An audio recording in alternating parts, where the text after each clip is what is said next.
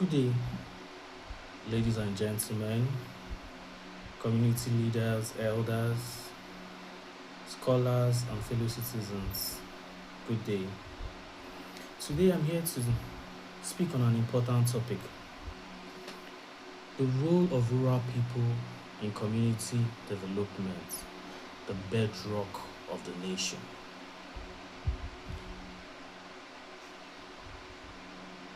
If you open most textbooks or tune into national broadcasts, when they speak about development in Nigeria, you will hear a specific language. You will hear about the federal budget, the state allocations, megacity infrastructure projects, urban tech hubs, foreign direct investments.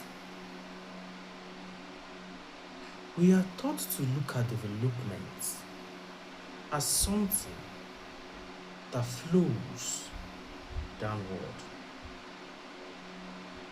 from the government offices in Abuja or the state capitals, streaming out into the rest of the country. But today, I want us to turn that narrative on its head. When you talk about the true engine of progress in Nigeria, we are not talking about the skyscrapers in Lagos, or the street lights, or the flyovers in Port Harcourt, or the ones in Abuja. We are talking about over 40% of our population, tens of millions of men and women and youth living across thousands of rural communities, from the rolling hills of the Mambila to the riverine settlements of the Niger Delta, across the agrarian belt of the Middle Belt and the North. Rural Nigerians are not mere beneficiaries waiting with open hands for government intervention. Rural people are the active architects, primary investors, and frontline defenders of community development. History and current reality teach us a clear lesson. Top-down development models repeatedly flatten when they ignore local ownership.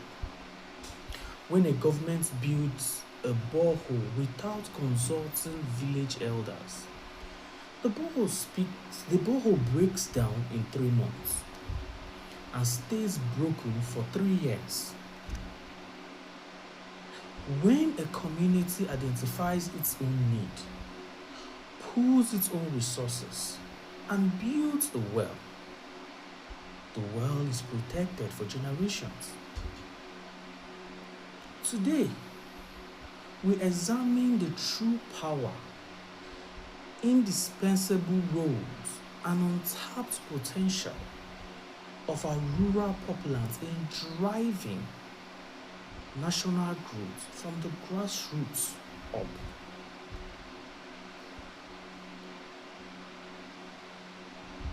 Let's look closely at how our rural communities across Nigeria drive their own development daily through 4 main pillars. One, we'll talk about the power of self-help and collective action. Long before formal government structures existed in our regions, in our rural communities, Nigerian communities relied on traditional self-help systems across different cultures. We call it by various names: Asusu, Ajo, town unions, age grades, and community development associations. Consider the town union system in the southern eastern Nigeria or the farmers' cooperatives in the southwest and the north. When rural roads become impassable during the heavy rains, rural people do not sit and wait indefinitely. They mobilize age groups, they contribute, pool funds, they patch roads, clear drainages, build civic centers, and construct community schools. These are not charities. It is direct organic investment in community survival. Two, we talk about guidance of food security. When we speak of economic development, let us remember the basic truth. A nation that cannot feed itself cannot develop. I say that again. A nation that cannot feed itself cannot develop. Our rural populations carry the back-breaking burden of feeding over 200 million Nigerians. The work smallholder farms cultivate cassava, yam, maize, soybean, and rice, and tend to livestock despite minimal access to modern equipment, credit facilities, or mechanized storage. They are the primary custodians of our agricultural value chain. Every time food reaches an urban market, it is the direct outcome of a rural labor and resilience. Social capital and indigenous knowledge.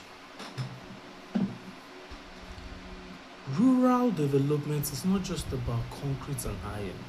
No, it's not just that. It is about human organization. Rural communities possesses rich networks of trust, shared norms, and indigenous knowledge systems. Whether it is traditional soil conservation techniques, local dispute resolution mechanisms led by traditional institutions, or community-led health awarenesses, rural people hold the context-specific knowledge that no external consultants can bring to the table. I remember back then, if there are disputes in the village between maybe a farmer and a fellow farmer, either the clan head or the village chief or the ruler, traditional ruler, will step in to resolve those issues amicably. So these structures have always been in place in the rural communities. You have the security and local governance. In recent years, security challenges have tested the fabric of rural Nigeria. It has really, the issue of security, especially in the rural communities, has been terrible. And it's as if as the year goes by, it's getting worse. Yet, those local populations have stood as the first line of defense. Through vigilance groups, hunters association, and localized intelligence network working alongside security agencies, rural citizens actively protecting their ancestral homes, markets, and farmlands. Structural challenges. Now, we must be honest with ourselves. To celebrate the resilience of the rural people without addressing the plight would be an injustice. While rural Nigerian continues to step up, they do so against formidable odds. They are fighting a systematic urban bias that has persisted for decades. we'll talk about infrastructural deficits. Millions of rural farmers lose up to 40% of their produce after harvest simply because there are no feeder roads to get goods to market. Lack of access road. Most villages in Nigeria don't have good roads. Let's just be very honest. Most villages in Nigeria don't have good roads. They are also fighting a systematic urban bias that has persisted for decades.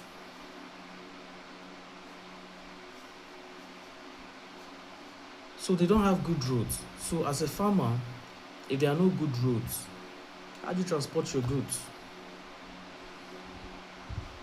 How do you move your farm produce from one location to the other? So you find out that aside the roads, they don't even have storage facilities to store their harvests.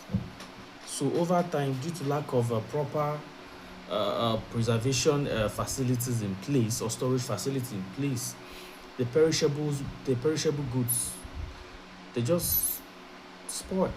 They go to waste. We also talk about the rural urban migration or the brain drain. Because basic amenities such as electricity, clean water, quality healthcare, functional schools remain scarce in our rural communities. The brightest of the young minds, male, female, are forced to migrate to cities, leaving the rural areas short on youth energy and innovation. Now, back in the days, you know, most times, for instance, okay, let me give you an instance. I know back in the days when people go for NYSC and they pass out, you see them, they want to relocate back to their base, you start from there. But we realized recently that most people, once they get posted to an urban area, and when they are done with their NYC, they don't want to go back. They want to stay in the city because they realize, especially if it's someone that you grew up in the village and you are being posted to a city, you now realize that the things that you are lacking in the village is readily available in the city. You have access to roads, healthcare, clean water, a lot of basic amenities. So why would anyone want to go back to the village? So you have these are the reasons why you have that high rate of rural to urban migration. The youths are leaving the village, they are moving to cities. So you have another one is financial exclusion. Smallholder farmers and rural artisans struggle to secure credit from commercial banks, which often view them as high risk due to lack of traditional collaterals. We know that the government severally has tried to promote the ease of doing business, easy access to funds for MSMEs, to grow for entrepreneurship and all. In reality, we know what is applicable. We know how difficult it is to access those loans or grants. It doesn't come easy. On paper, it looks simple, but when you actually want to access it, it's a lot. It's really a lot. Insecurity. In many regions, insecurity has forced farmers off their lands, directly threatening the rural livelihoods and national food supply chain. Yes, this is true. I remember back then when I when I served in Benue State. Benue State is known as the food basket of the nation, and food items were very cheap in Benue. With as little as back then 600, 500, you can make a pot of stew. Yes. So you have a basket of tomato going for 500, Irish potato 500, orange 500. With 1,000 naira, you can buy a sack, a full sack of yam, like this rice sack filled with yam, 1,000 naira. I remember a particular incident that when I was serving that time, I had to buy some of those items and I sent them home. And I remembered when my mom went to pick it from the park, she was thrilled. She called me and she was screaming and she was like, "Am I serving or working in Benue State?" Because she was looking at the items I sent compared to the prices that are being sold in where we're staying. It was very expensive. But to be honest, everything I sent didn't even cost me up to 10,000 naira. That's if I exclude the way bill money. So these are some of the benefits that will exist in that the issue of insecurity is currently affecting. The tragic paradox of Nigeria is this: the areas that produce the wealth and the food of our nation are often the most neglected in infrastructure and basic services. I'll say that again. The areas that produce the wealth and food of our nation are often the most neglected in infrastructure and basic services. A practical example is the Niger Delta, where the nation gets its oil, makes its highest revenue from. But when you go to the Niger Delta, most of those communities, they are suffering. Even as a citizen of that community, you can't even get employed in some of those companies there. So it's this is what we see. We'll also talk about the pathway forward, the true empowerment. So, how do we bridge this gap? How do we shift from viewing rural areas as the problem centers to treating them as economic powerhouse hub? We do it by shifting our strategy from paternalism to partnership. Government, civil society, private sectors, leaders must stop doing things for the rural community and start doing things with them. I would like to explain a bit further on this. Now, when you're doing things for the community, it's different from when you're doing things with the community. Now, when you're doing things for the community, for the rural community, you don't bring them to the table to find out what is it that they really need. So the government just look at it and like, okay, the community needs this, the community needs that, it needs this, it needs that. So you are pushing out projects to them that has no impact on them. There is no proper study on what is it that this community needs. How do you achieve that?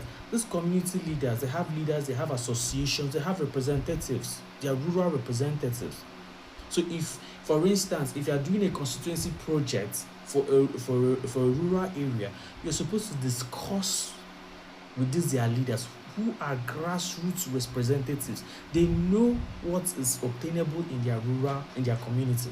You cannot stay in Abuja and you know the nitty-gritty of your village if you don't go there often. Even if you go there often, if you don't live there or stay longer each time you go, you may not really understand how the whole thing runs. You understand? Because there's a difference when you live there and when you visit there.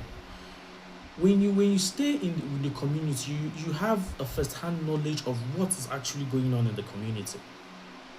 But when you visit and probably stay a few months and go back, you will not have the detailed knowledge of how the community is. So the government should stop, should the policies that are being pushed down to these rural communities should stop doing things. The government should stop doing things for the rural communities. Rather, they should start doing things with them, carrying them along. So we're going to talk about the 4 clear priorities for true empowerment, which is participatory budgeting and governance, value chain agro-processing hubs, access to inclusive finance, localized capacity building. Now, let's talk about participatory budgeting and local governance. Local government councils must involve traditional rulers, women groups, and youth leaders in identifying and prioritizing projects before the budgets are drawn. This is a very good one. 2, you have the rural agro-processing and infrastructure. Instead of shipping raw farm produce to urban centers, we must establish small-scale processing hubs in rural areas. Very important. When rural people add value to their cassava, cocoa, or grain locally, wealth stays within the community. It's very important. Very important. Inclusive financial services. We must scale microfinance, agricultural insurance, and digital financial inclusion tailored specifically to informal rural cooperative structures. This is very vital because in assessing loans and grants, most rural farmers, producers, manufacturers, they find these things very difficult because they don't have the formal collateral process thing.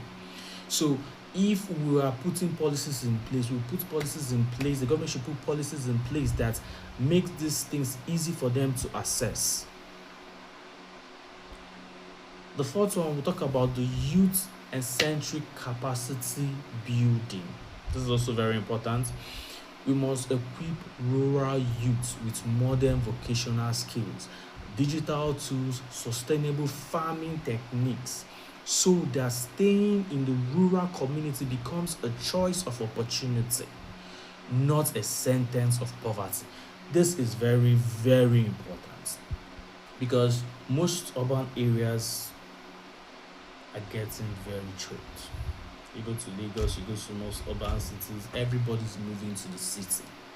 Everybody's leaving the village. Insecurity is not even helping. But if the government comes up with the policies that can affect the common man, the common man in the rural community positively, it will reduce a lot of this rural to urban migration. Put in the necessary facilities and amenities that makes the rural community a place to stay. Because most times, if some people, when they stay in the village, they are not proud enough to tell you, I live in the village, because people that stay in the city, they view people that live in the village like they live in the zoo. But it's not supposed to be that way. So government should put in policies that can affect the lives of the rural communities positively and make their life easier and better. A call to action as conclusion. Ladies and gentlemen, the story of Nigeria's future will not be written entirely in the high-rise boardroom meetings or the metropolitan centers. It is being written today in the soil of our villages, in the meetings of town unions, and in the marketplace interactions of our rural mothers and fathers.